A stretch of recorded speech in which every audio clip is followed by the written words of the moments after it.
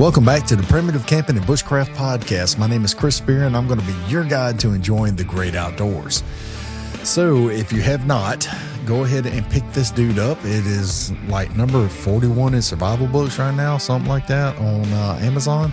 The ranking, it just keeps going up and up. It's like 41 in survival books. It's like 50 in camping books or something to that effect. I don't remember what the stats were, but last when I looked at it. But anyway, it's $14.40 right now. Pick you up a copy right now on Amazon. The link is in the description of the video or the podcast. And today we're going to go over the freeze-dried foods. And then we're going to get into the just add water foods, and we're going to pretty much close out the food chapter of this book. And so if you're following along in your book, we're going to be on page 194. You know, freeze-dried food is easy. It's convenient. It's, you know, whether it be scrambled eggs or beef stroganoff or beef stew. If you think about it, when you go to these little camping places, you know, like Sportsman's Warehouse or Academy Sports or, you know, Walmart or, you know, any of these places that have a camping section and you buy your freeze-dried foods, you ever noticed how it's always the same stuff? It's like beef stew and beef stroganoff. And then they have like scrambled eggs and scrambled egg breakfast, you know. It's always the same stuff. Some places you can get like spaghetti or, you know, stuff like that. But the majority of the foods that everybody takes out into the woods is like beef stew and stroganoff. Which, I mean, don't get me wrong, I love beef stroganoff. I love beef stew. Beef stew is one of my all-time favorites, but, you know, I do want something with a little substance to it. So what I've done in the past is I have obtained my own freeze-dried foods in containers. Now, it's a little bit more expensive this way, you know, up front.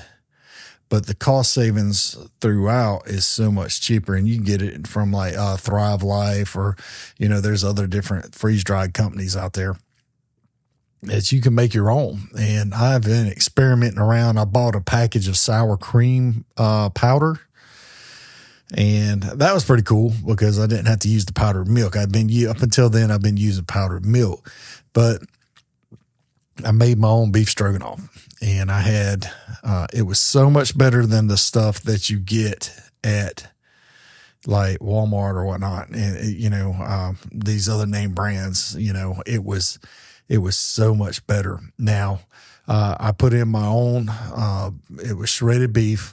I put that in there, mushrooms, put that in there. And then, some brown gravy powder, a packet of McCormick brown gravy, and then a couple of tablespoons of that sour cream powder. And then, yeah, what else did I put in there? I think that was it for that. Some onions. I put some onions in there, some dehydrated onions. And then I went to the Dollar General here. You know, the dollar store has the Barilla, Barilla, I believe it is. A Barilla, it's pasta that's already cooked and it's in a package. All you got to do is just warm it up. So what I've done is I took that freeze-dried meal that I made and purchased I did a video on this last August. I did a video. My friend Dave and I went on a kayaking trip, and we cooked these meals, used these meals during that trip, and it was pretty good. It was jam up. I ain't gonna lie, it was pretty good. But so I took these meals and put them in the water, cooked it, brought the water to a boil, and just let them soak. And because beef, for some reason, freeze-dried beef takes a long time to reconstitute. It takes a while for it to reconstitute. Kind of similar to chickens. Chicken does the same thing. So, but anyway, so we get out there and I heat it up. I dump it in and I let it sit. And then when it's still warm, I turn it back on and I bring it right up to a boil one more time while it was real thick. And I poured them noodles in there, and then I covered it up, stirred it up real good. I want to tell you right now, that was the absolute best freeze-dried meal I ever had, and I made it myself. And I was able to make 6 of these dinners out of one can, I think it was like $17 or $18 for a can of beef. It was like $11 for a package of the sour cream stuff, and I already had the brown gravy mix, and it was 75 cents for the noodles. And by the time it was said and done, and I made 6 meals out of it, that was still a lot cheaper than going and buying the 6 different meals at the store. So these freeze-dried meals were awesome. I mean, they're slightly expensive, but you can have the benefit of making your own and making it the way you want it to have, the taste that you want it to have. You can just experiment around with it like I did. It's pretty cool, what doing it like that, where you buying your individual portions in a container, like chicken or onions, or I've got jalapeno peppers. I've got all kinds of stuff. I got onions, got broccoli, got spinach, got, all these different things. And you can purchase your own containers, and you can make, with all the containers that I have pictured in the book, I can make about 40 or 50 meals. Those 40 or 50 meals are hefty big boy like me meals, that you can go out into the woods and you getting all the nutrients that you need. You're getting all the fats that you need, the carbs and the proteins, and all the stuff is there. And that's what I like about making my own like that. You're not going to get the value out of it from these $10 or $13 meals at these camping spots. Yeah, these camping stores. Yeah, it's convenient because you could just run in and grab one. You don't have to worry about making it. But as far as the nutrition wise and how everything's going to be better for you and all that, it's not. I mean, there's probably so many preservatives and stuff in that. It's crazy. Whereas if you're making it yourself, you're not putting any preservatives in it. And I mean, there's going to be debates about that because people love to debate anything. Yeah, but the gravy that you use has some kind of preservatives in it, and then this is going to have preservatives in it too. Give me a break. Give me a break. So freeze-dried chicken or beef can be used to liven up some of the meals that you make over the course of a few days in the woods. Now, that's a little quick tip that's thrown in here, the little circled in red right up here. What I mean by that is that you could actually forage for some mushrooms. And in my hands, for those of you that are not watching the video, I have a how to forage for mushrooms without dying book. And I did a whole video about this last week, a live on Facebook, not on Facebook, on YouTube. Sorry. I did a live on YouTube about this, and it's pretty cool stuff. And I suggest that you go and check that out, watch it, and it's pretty good stuff. But anyway, you could forage for some edible mushrooms, and you can catch some fish, or you can pay, some different edibles that you find in the woods, and throw them in and cook them, and then throw you some of them freeze-dried chickens in there, or freeze-dried beef in there, or whatever you want to do, and just liven up your food with it.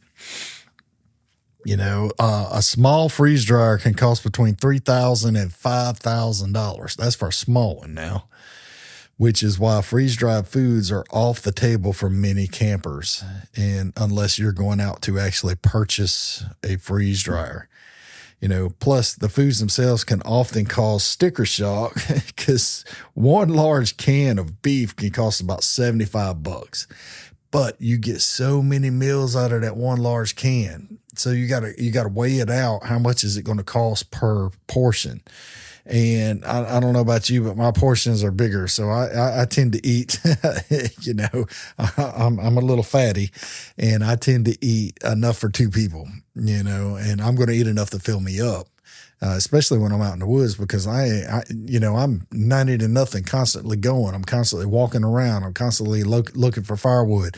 I'm constantly walking around fishing, hunting, doing whatever I'm going to do in the woods. So I need all the calories I can get in the woods, because if not, I'm going to lose weight. Yeah, I need to lose weight. So probably I need to go out in the woods and not even bring food for about 4 or 5 days. Do some fasting.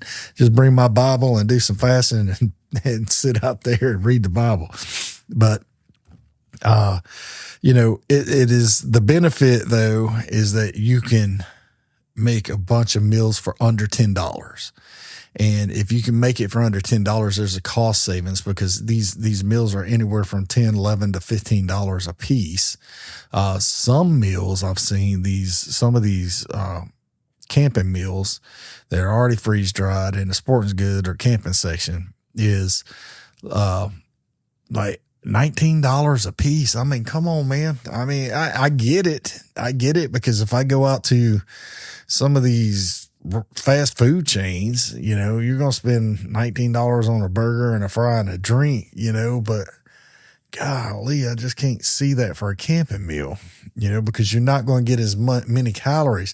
That daggum hamburger is going to have 1,300 calories in the daggum thing. And then that freeze dried meal is only going to have 500 or 600 calories in it. You know, one of the best options you could use probably is one of those MREs. You know, MREs are great. I've used tons of them. Done reviews on them. MRE Star reached out to me and sent me a couple of cases, and I've used both cases. But if you invest in a few cans of various meats and vegetables, you can save money in the long run by eliminating the need to purchase individual meals, and you have added benefits of knowing exactly what ingredients you are adding to your food. And that's the big kicker. The older I get, the more conscious I am of what it is that I'm eating. And I know, you know, heck, half of my life, or my whole life, I've just didn't care. But now I'm really starting to slow down, and I'm really starting to think about what is actually in that. What is in this food? And it seems like, I don't know, weird to think that some of these foods that you've been eating has stuff in it that has no reason to be in your food whatsoever. And yeah, it's neither here nor there. But anyway, so, you know, when it comes to the cost effectiveness, freeze drying is easy, but it's not the most cost-effective way to feed yourself. But it is the lightest. It is the lightest way. After that, it would be dehydrated. Then after that would be like you just add water meals, and then after that would be your prepackaged foods. But freeze-dried is king as far as weight. So if you are worried and conscious about how much your pack weighs when you're heading out into the woods, then freeze-drying is the way to go, because it's going to be extremely lightweight. It can be kind of bulky depending on the amount that you're taking. You know, the backpack that I have a 65-liter backpack. By the time you put everything in there that you need and you put your food in there, that thing's slam full. And I really don't take a lot with me, you know, because I've talked a lot in this book about how to minimize what you're taking. And I do take a little bit more than the average person, because I'm bringing a lot of camera gear, stuff like that. But camera gear aside, I have a roll of paint line. I have my knife. I have a compass and a map. I have some bandanas. I have a metal container. You know, I have several metal pots and pans and stuff. Then I got my sleeping gear, and then my shelter stuff. And then I got to change the clothes. And by the time you put your chain of clothes in there, and then you put your food in there, it's like your backpack's full. You know, and it's crazy how fast a backpack can fill up. And it's really with a lot of stuff that's not, you know, it's not that heavy. It's just bulky. Yeah, it's just bulky. And I found that, Flextail sent me a pump to work on, to demonstrate, to do a video. And I did a video on YouTube for that. And they also sent some vacuum seal bags, and it allowed me to really take out some of the room in that bag. It was pretty cool. So, but we're getting off topic as far as that, but freeze dried foods do take up some space. Now, when we turn the page into, we're on 196, when you turn the page into just add water foods, your mashed potatoes, your Hungry Jack hash browns. Let's see what else we got. Baby red mashed potatoes, jalapeno and cheddar pastas, the instant oatmeal, and chicken flavored rice, various pastas and stuff like that. You just add water to the meal, and then it's a full meal. You can live off of mashed potatoes. You can. Ask my brother. He did. He had something going on. He had diverticulitis or something like that, something to that effect. And the only thing he was allowed to eat was potatoes. The only thing he can have was mashed potatoes. He couldn't have anything with a lot of fiber in it. But potatoes have a little bit of fiber in it, but not enough. But they have all the other nutrients that you need. So, over the course of 3 or 4 weeks, he lost I think he said 30 pounds, a total of 30 pounds, but he ate all day, every day, and he ate mashed potatoes. So, but mashed potatoes, if you augment it with other things, you can have a real good meal with the potatoes, Just Add Water foods are lightweight. They're easy to use. They're prepackaged meals, and you can find them on the shelves of nearly every grocery store or convenience store out there.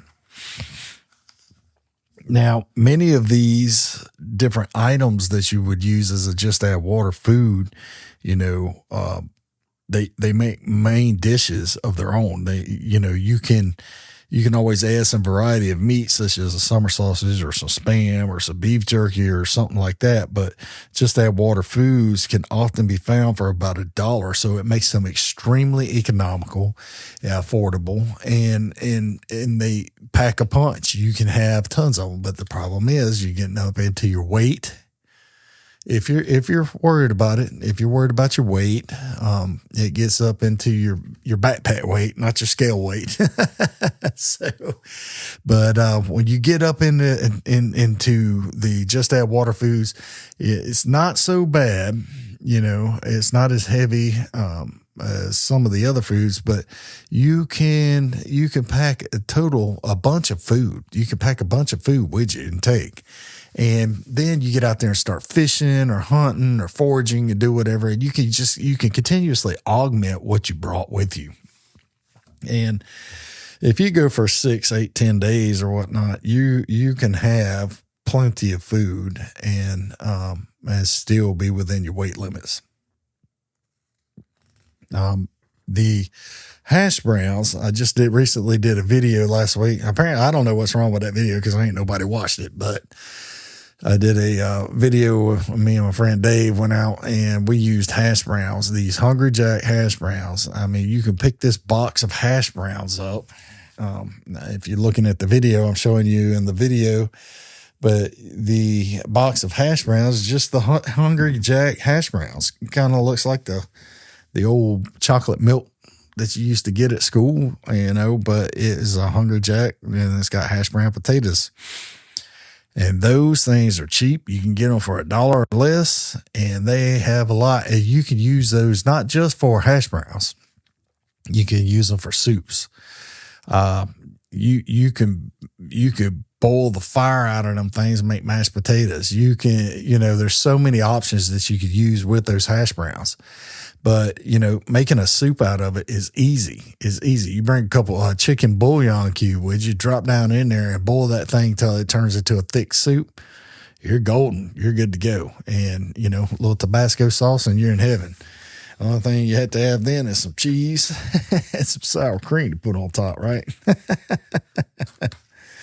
But so prepackaged foods. Now there's a difference between just add water, prepackaged, dehydrated, freeze dried, all that good stuff. And hopefully, my goal for this year is to buy a freeze dryer and to start doing the primitive camping freeze dried meals and start selling those if anybody's interested. So, but we will see how that goes. I don't even know what the requirements are. But prepackaged foods have their pros and they have their cons. The pros are they're tasty, and they include staples that you're already used to eating, such as like sausages and let's say Spam. That's a prepackaged food. Summer sausages, tortillas, Vienna sausages, beanie weenies, smoked fish steaks. These are just a couple of ideas that you can use, but the problem with these is they weigh so much. So what I like to do, and I've discussed it before, this is the second time we've talked about the food section in this book. Last year we did a real quick flyover, but one of the best things that I love to take with me is a summer sausage, because summer sausage does not have to be refrigerated. And then once you open it, you have a couple of days before it'll go bad. And so you can eat that stuff. Like me, I'll take a 1 pound summer sausage, 1 pound. All right. That 1 pound, and I'm going camping when it's still cool outside, and so I won't open it up until I need it for a dinner or breakfast, and I'll slice that summer sausage up and I'll fry me some up with some eggs, powdered eggs or whatever, eat it. And then I'll make some red beans that night, and I'll cut the rest of it up and put it in that red beans. So I got a couple of meals out of 1 pound of summer sausage. And 1 pound summer sausage is only about this big. I mean, it's not big at all. It's maybe 6 inches long or something like that, 2-inch diameter, 6 inches long. But, and we're going to get in next talking about the beans, but you could cook that summer sausage in with some dried beans, and man, and then you augment with a little bit of fish that you smoked over the fire. And my brother and I was talking the other day about that, a trip that we took several years ago now. And we were out there for a whole week. And I made some dried beans, and we caught some catfish, and we just hung them up and let them smoke all day next to the fire. And we just kept the fire going all day long, let it smoke, and just let them fish just sit there and smoke right next to that fire. And I'm telling you right now, that was the absolute best fish we ever had. And we've tried to replicate it since then in a controlled environment and have not. So the next time we went camping out there, we did the same thing. And dude, let me tell you, it was amazing, amazing, amazing. Now, one thing that I like to consider taking with me is tortillas. And the reason why is because you get the little small tortillas, and you can break those up into several in a package, and then you vacuum seal them. And that way you can put like 3 or 4 in a pack, vacuum sealed, and then you have them ready to go for each different meal. Now, before heading out, I always do some pre-packaging of my own. And like I was just saying, I will place several tortillas in a vacuum sealed bag. And you can purchase a 40-pack of tortillas and divide them up and have 10 different meal sets, And they can be used for lunch. They can use for breakfast, dinner, whatever. And, one of the prepackaged foods that you can take with you is peanut butter. And peanut butter weighs a lot, but it has a lot of nutritional value to it. It is extremely nutritional for you. It has all the fats, the sugars. It's got everything that you need. Peanut butter is pretty much the perfect food. it has everything that you need. And you could take some of that peanut butter and wipe it on a tortilla, and voila, you have yourself a little sandwich. And peanut butter sticks. It sticks to you. It sticks to you for a little while. You know, it makes you feel like you have eaten something. Now, the next page, in page 200, is called Edible Essentials. And these versatile items are great for any primitive camper looking to make a variety of meals in the woods. And they also don't weigh a ton. And essentially is rice and beans. And instant rice is lighter in weight than the regular rice. You know, it's still going to be heavy. It's about half the weight of it, but you can bring some instant rice with you. You know, 1 pound of dry beans is about 6 cups of cooked beans, and it really, they expand. So 1 pound of beans makes a bunch of meals if you're cooking just for yourself.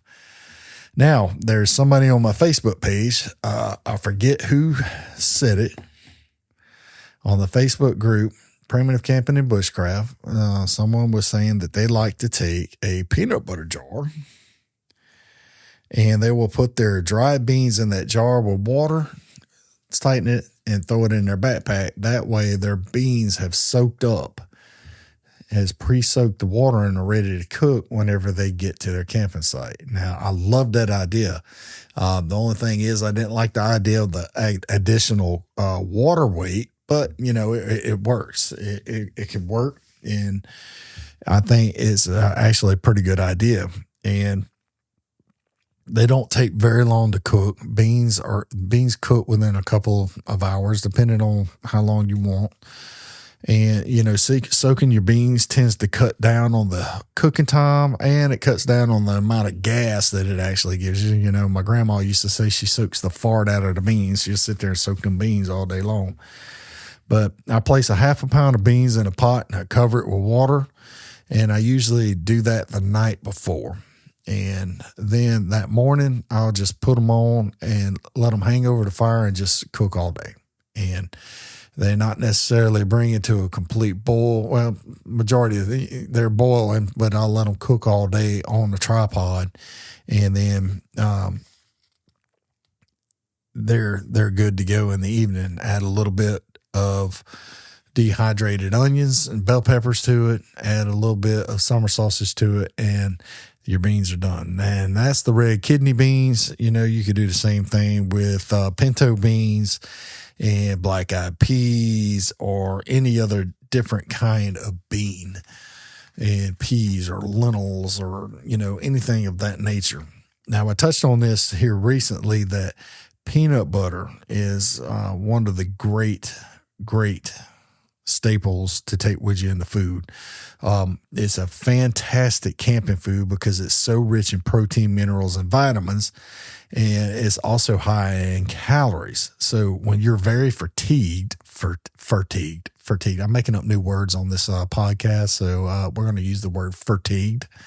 But whenever you're fatigued from hiking or just physical labor or whatever around your camp, a couple of spoonfuls of peanut butter will do a lot for you. Now, there is an option out there if you want peanut butter, but you don't want the weight, and that will be the peanut butter powder.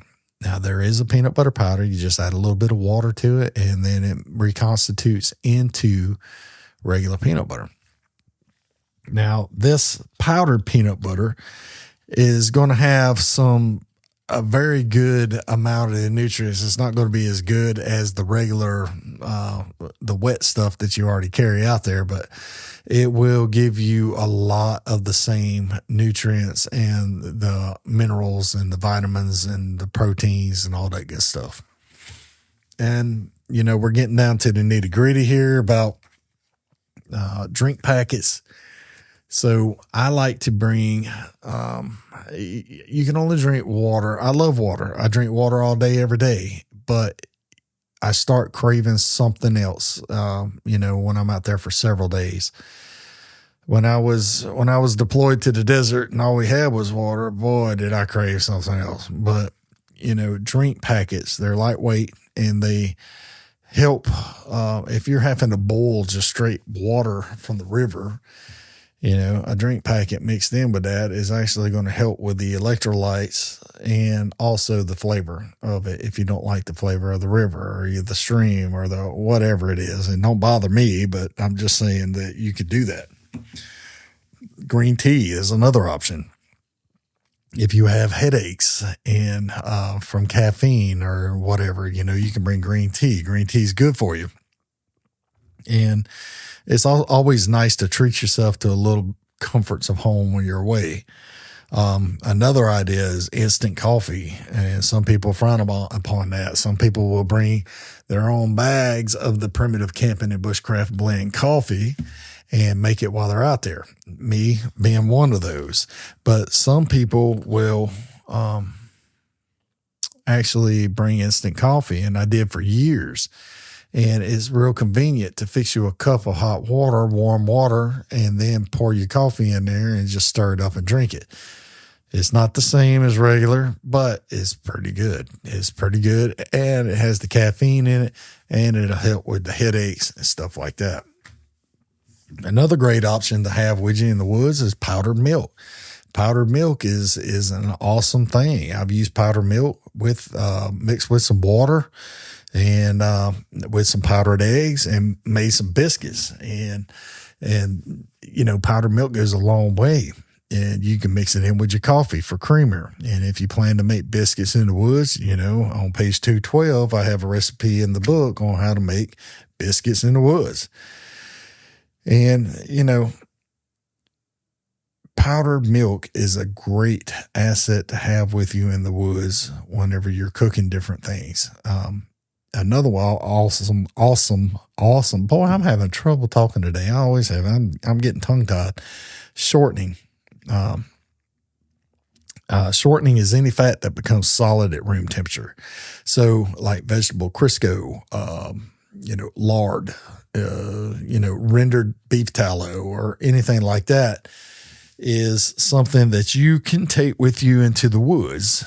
And, margarine, bacon grease, tallow, lard, vegetable shortening is an excellent resource to have when you go camping because you don't have to haul in a jug of oil and to fry your fish or to fry this or, stuff like that. You can just get you what you need, put it in your pan, and whenever you're done, scrape it back into a container and it'll re-solidify or it'll harden again. And that's the beautiful thing about it.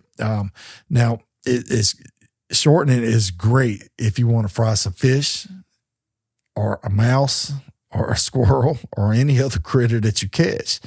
And, I realize many people won't eat squirrels or mice or other rodents, but I do. I do, and I have. I've even ate the armadillos. But it's handy to have whenever you're out in the woods. Now, the last section of this is procuring your own food. And, we talked about this at length, snakes, fish, depending on where you're at, be careful, slow moving critters like porcupines or possums or whatever. You can procure your own food when you're in the woods. Squirrels are kind of hard to do, harder. It's not impossible. It can be done, but they are a little harder to do. Fish is typically what everybody's going for. Fish is, if you go out into the woods and you're going out there, usually a lot of folks go fishing. And they're going camping on a river or a lake or something to that effect. And fishing is the mission.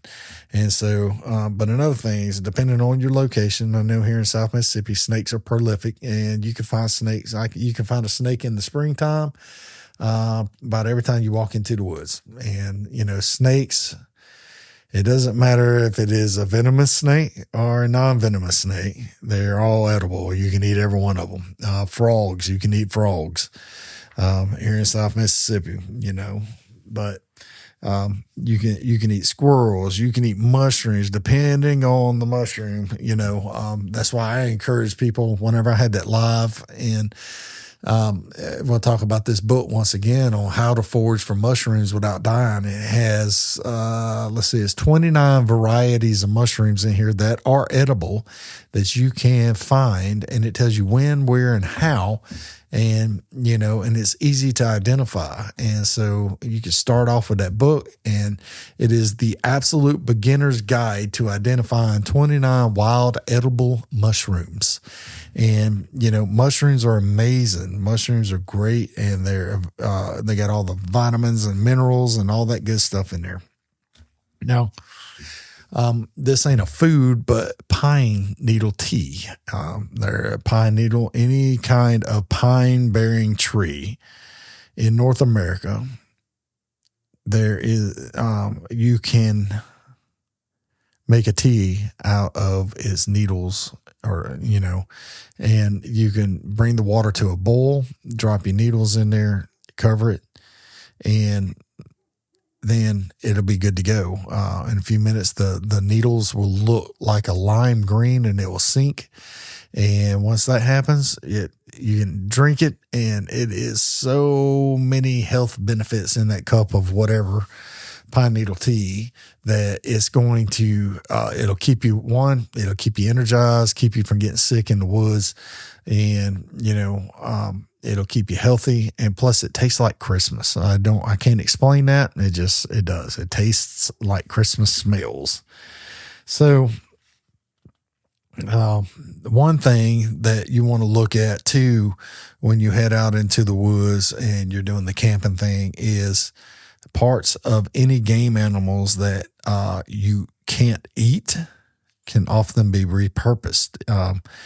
Entrails can be used for bait, for fishing and trapping other animals, and it will give you some more food. So, but anyway, that is that.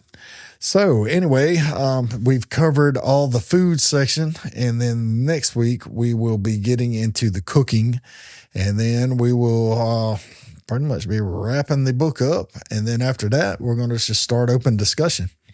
So, we're done with that. Moving on to the cooking, and I hope you guys enjoying this. If you don't mind, swing by and pick you up a good 5-pound bag of coffee beans from the Primitive Camping and Bushcraft blend coffee. And then also swing by Amazon and get you a book, Primitive Camping and Bushcraft. And this thing is on sale right now for $14. It's like 28% off. I think it's been stuck on sale. I don't know. I ain't got nothing to do with all that. Swing by Facebook and go ahead and join the Primitive Camping and Bushcraft group and get involved in the conversation. I had one person that gave me a real bad review on one of the podcasting platforms because I promoted my book and my coffee in the group. So I won't be doing that too much no more. No, I'm going to promote it every chance I get. Sorry, dude. You can leave the worst reviews you want, but I'm still going to promote my stuff. Anyway, so I want to say thank you very much for taking your time out of your busy Monday to be here with me. And I will see you in the next video or the next podcast. God bless you.